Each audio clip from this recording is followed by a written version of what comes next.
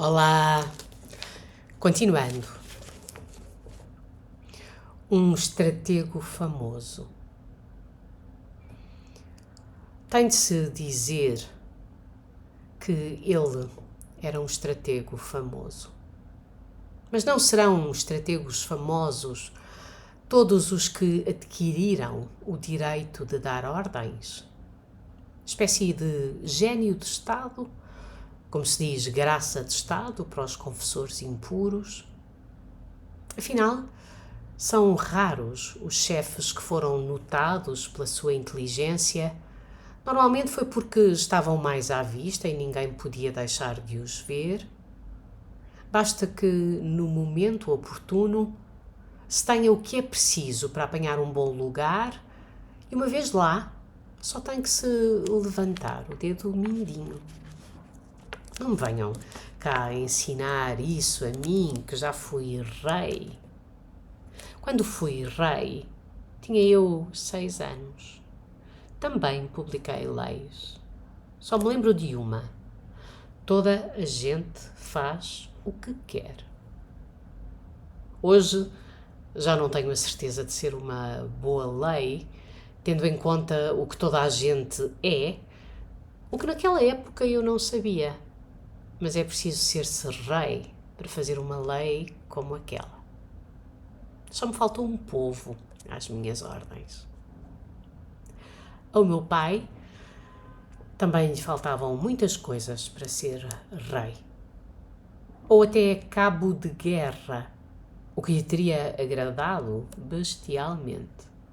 Era apenas chefe de família, o que só exige um pequenino espermatozoide à partida, e disso estava ele bem fornecido. Mas, na sua zona de atividade limitada, revelava um gênio comparável ao dos maiores.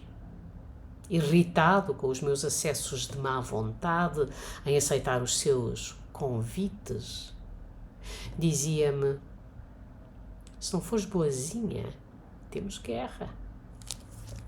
Guerra quer dizer simples restauração da conduta familiar corrente sob a autoridade paterna e a coberto da lei. Lei essa que ele não hesitará em invocar preto no branco quando sentir que há perigo. Legítima defesa é um reflexo universal. Mal a guerra era declarada, os insultos começavam a chover-me em cima. Pancada não. Isso não. Não fui uma criança mártir, não. Faziam era apelo à minha inteligência. As palavras rendiam mais. Em tempo de guerra, fizesse eu o que fizesse ou não fizesse, era mal feito. E não havia tréguas.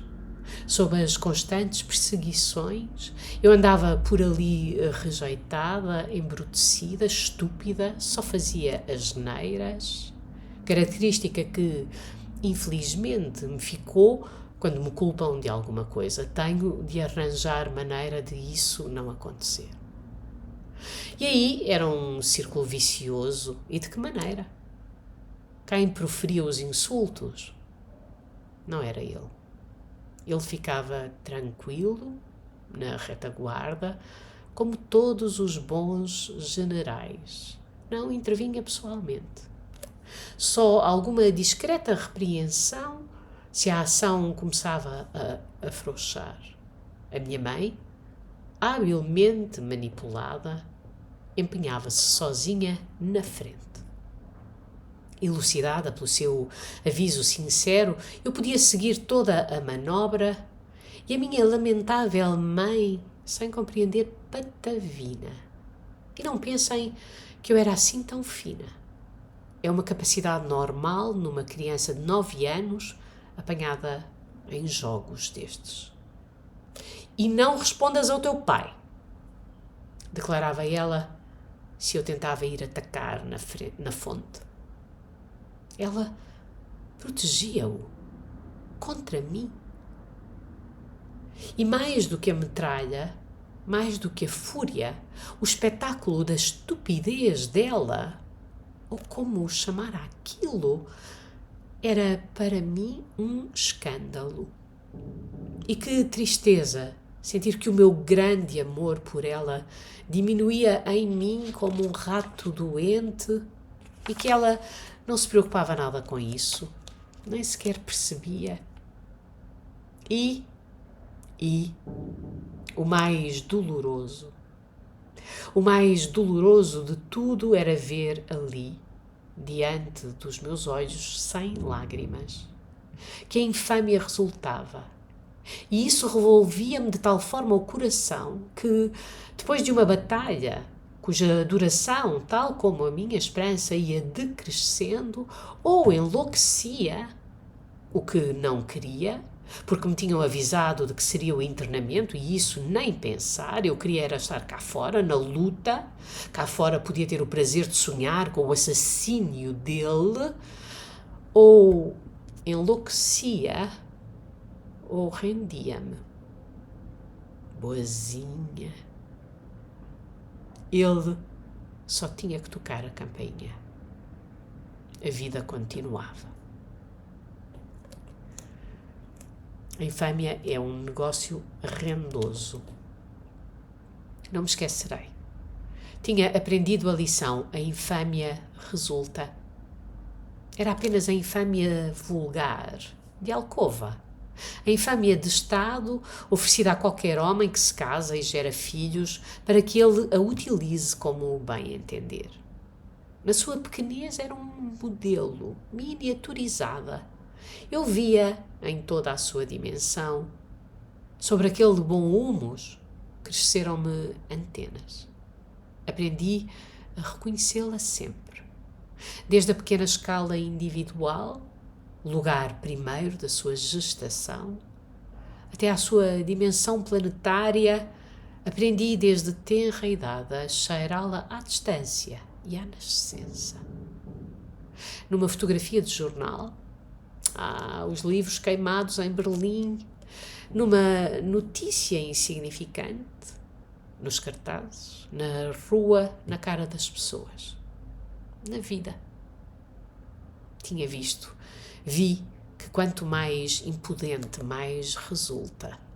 Soube que se baseia e prospera em várias dimensões ao mesmo tempo, convergentes, cumulativas. Chega como os gafanhotos, as epidemias de peste, aparece. Nasce de uma multidão de fontes ínfimas, de ressumações tóxicas que, por um acaso súbito, se juntam quando as águas sobem e cobrem tudo. É uma catástrofe natural. Natural nas sociedades humanas. Vi que desde que ela se põe em marcha, vence tudo o resto. E que a bondade perde a sua força e o cérebro perde a sua inteligência.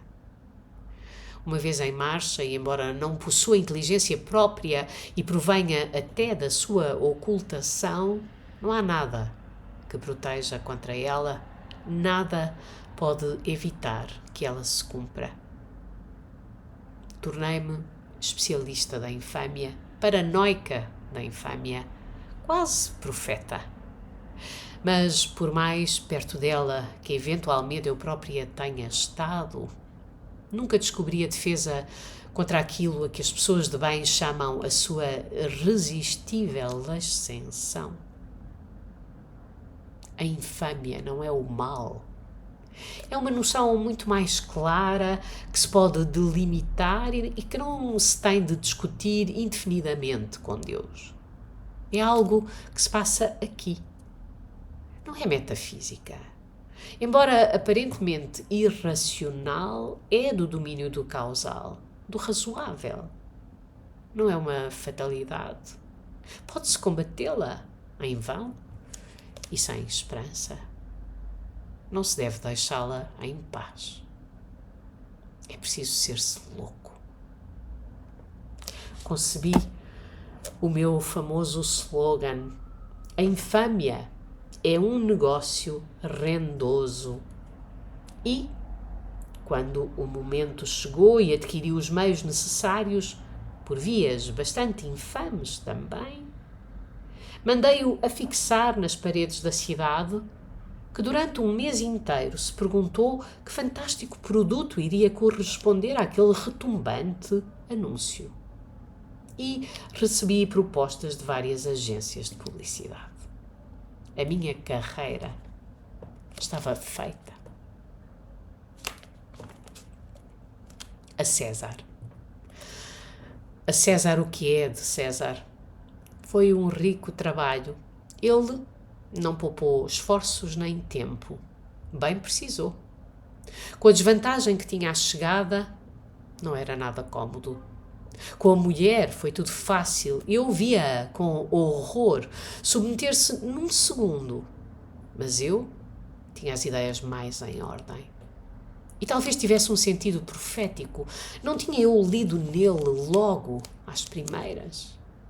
Restabelecer aquilo tudo exigia numerosas capacidades, cuidados constantes, prudência, resistência, astúcia e mesmo inteligência. E um coração de pedra. Ele teve uma paternidade difícil. Por sorte, encontrou-me em estado de quase completa inocência, graças à minha mãe. Eu não sabia nada. E não me apercebi de nada até me encontrar do outro lado. Haviam de ter visto a minha fotografia aos 5 anos. Um joelho num genuflexório de veludo vermelho, pose obrigatória das meninas nos fotógrafos de bairro. Cabelos de trigo, olhar celestial, lábios entreabertos à espera do maná divino, em pleno sonho. E as pessoas pensam: esta não vai tardar a passar pelo rolo compressor. E ela acredita naquilo. Caramba, se acredita! Sim, sim. Não posso mostrar a fotografia como prova e com o aspecto que hoje tenho, seria inútil procurar-se o rasto do anjo. Infelizmente já não a tenho. Perdi-a no decorrer da minha vida errante. A fotografia. Não conservo nada. Eu não nasci monstro. Estava tudo por fazer. E ele fê-lo. Acreditem. Até amanhã.